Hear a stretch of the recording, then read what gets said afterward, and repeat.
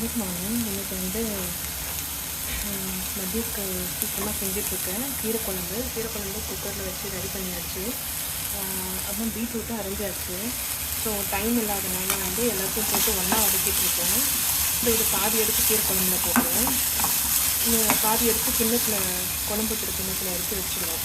So இதை open பண்ணி லைட்டாக மெசேஜ்ட்டு அதை போட்டு கொதிக்க வச்சு இறக்கிடுவேன். குழம்பு ரெடி ஆகும். இந்த மீதி கடாயிலே வந்து பாதி வச்சுருக்கோங்க, அதில் வந்து இந்த பீட்ரூட் போட்டுருவேன். ஸோ ஜஸ்ட்டு இதை வந்து நான் சிம்பிள் நார்மல் வதக்கிற மாதிரி தான். கூட பூண்டு போட்டுக்கணும், வெங்காயம், கறிவேப்பிலை, காஞ்ச மிளகா, பச்சை மிளகா. காஞ்ச மிளகா 4, பச்சை மிளகா 4.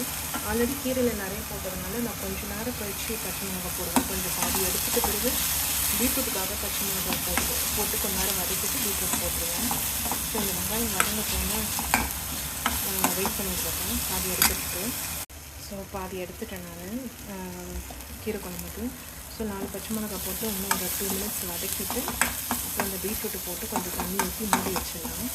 கொஞ்சோண்டு சாம்பார் தூள் வேணால் கொஞ்சம் போட்டுக்கலாம். மஞ்சள் தூள், சாம்பார் தூள் கொஞ்சம் போட்டு மூடி வச்சு இருக்கலாம். பீட்ரூட் பொரியல் ரெடி ஆகிடும். ஸோ கீரை வந்து ரெடி ஆகிடுச்சு. இப்போ மசிக்கணும். ஸோ மஞ்சள் தூள், கொஞ்சம் வெறும் சாம்பார் தூள், பெருங்காயம் போட்டு தண்ணி கொஞ்சம் ஊற்றிட்டு மூடி வச்சிடலாம். இது கொஞ்ச நேரம் வேகட்டும். பெருங்காயத்தூள் போட்டு கொஞ்சோண்டு தண்ணி எடுத்துட்டேன்.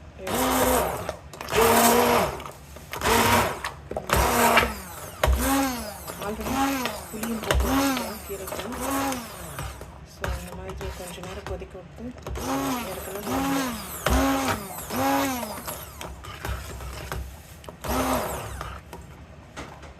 ஸோ கொதி வந்தோடனே கொத்தமல்லி போட்டு இறக்கிடலாம்.